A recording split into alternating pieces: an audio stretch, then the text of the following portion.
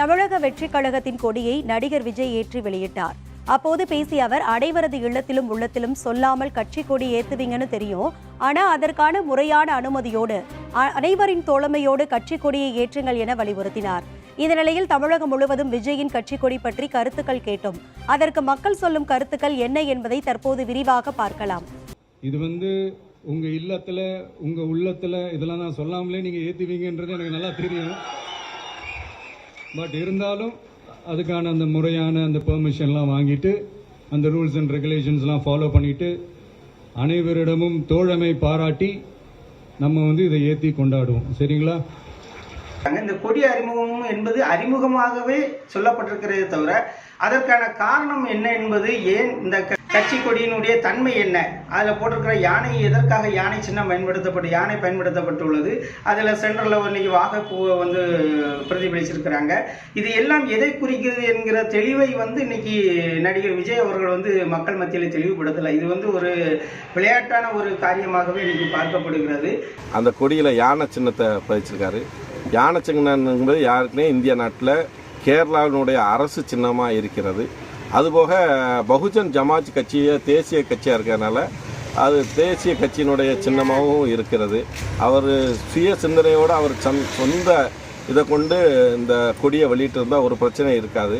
தேவையில்லாத ஒரு சர்ச்சையை இந்த யானை சின்னத்தை கொண்டு அந்த கொடியில் வச்சு அந்த கொடியினுடைய முதல் தோற்றமே சர்ச்சையிலையும் தோல்வியிலையும் முடிஞ்சிருக்கு.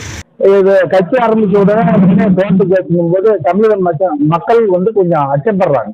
அதனால விஜய் அவர்கள் இந்த சின்னத்தை அந்த கொடியில் உள்ள பகுஜன் சமாஜோடைய சின்னத்தை மாற்றி தமிழனுடைய கலாச்சாரமான வேல் கம்பு, காளை மாடு, கேடயம், நிறைய ஆயுதங்கள், நிறைய பொருட்கள் இருக்கு. அந்த பொருட்களை அவர் வச்சாருன்னா தமிழக மக்களுடைய மனதில் அது ஆழமா பதியும்.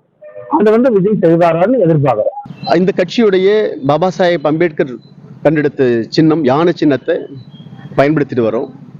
1968 சிம்பிள் அலாட்மெண்ட் ஆக்ட் படி election commission of India Assam, Sikkim தவிர வேற எந்த மாநிலமும் டிசிப்டிவ்லி அண்டு சிமிலர்லி யானை சின்னத்தை கட்சியினுடைய கொடியிலேயோ போஸ்டர்ஸ்லேயோ பயன்படுத்தக்கூடாது அப்படிங்கிற ஒரு நோட்டிஃபிகேஷன் தெளிவாக இருக்கிறது.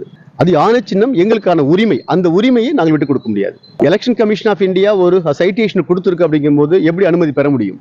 விஜய் இப்போதைக்கு அரசியல் வயசாகணும், அந்த அனுபவப்பட்டு அரசியலுக்கு வரணும். கொடி என்ன தெரியும், டிவியில் பேப்பரில் பார்த்து நான் 2 பகுட்டு யானை சின்னம் இருக்குது, நடுக்கொண்டு மஞ்சள் கலர். அதாவது எந்த மதத்தையும் குறிக்கக்கூடிய ஒரு கொடியாக இருக்குது அந்த சின்னம்.